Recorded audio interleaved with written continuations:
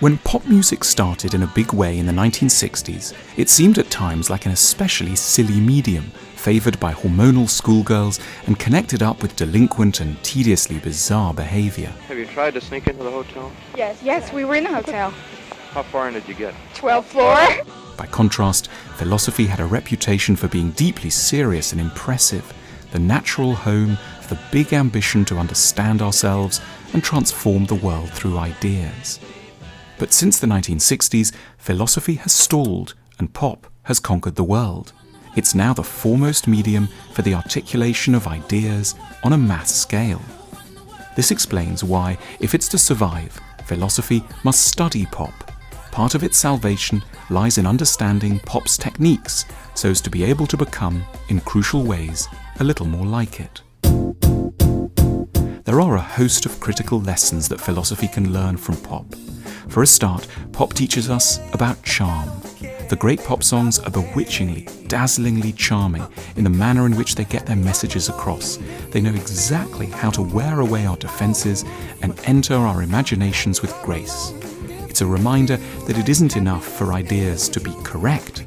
For them to become powerful and deliver on their promises, they need to know how to win over an audience. Pop is the most seductive force the world has ever known. It has more and more devoted adherents than all the religions put together. It's more deeply loved, more trusted, and a more constant companion in our joys and sorrows than any other art form.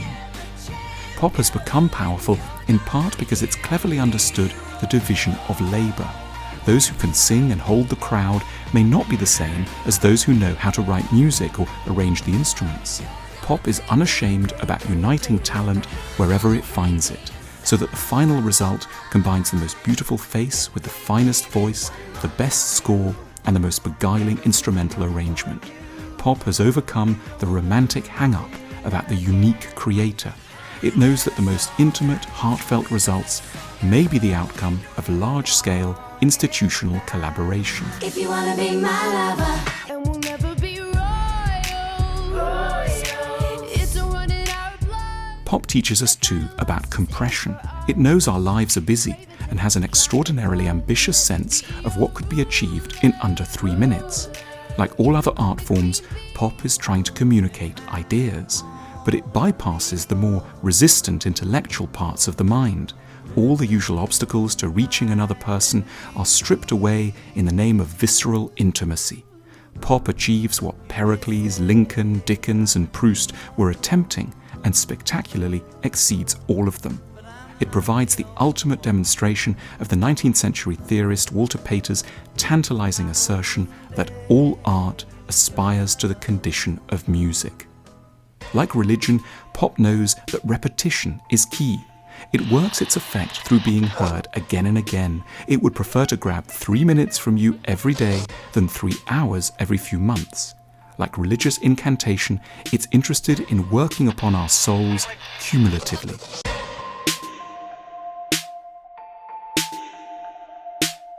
so it's gonna be forever, or it's gonna go down in flames. You can Pop is intelligent in not being afraid of simplicity. It's too wise to be held back by pedantry or erudition.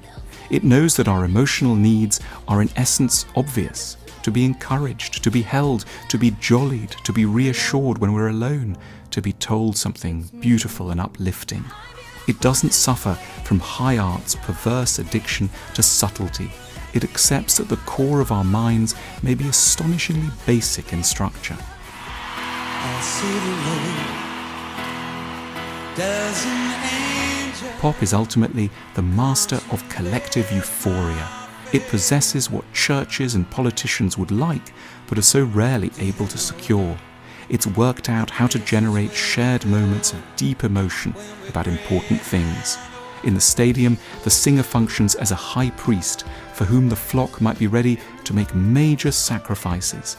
They would, in their benign frenzy, be willing to go just about anywhere. That philosophy needs to learn from pop doesn't preclude that pop needs, of course, to learn quite a bit from philosophy as well. Pop currently touches on the big themes, but doesn't as yet properly take up many of the opportunities that lie its way. It's lacking in ultimate ambitions.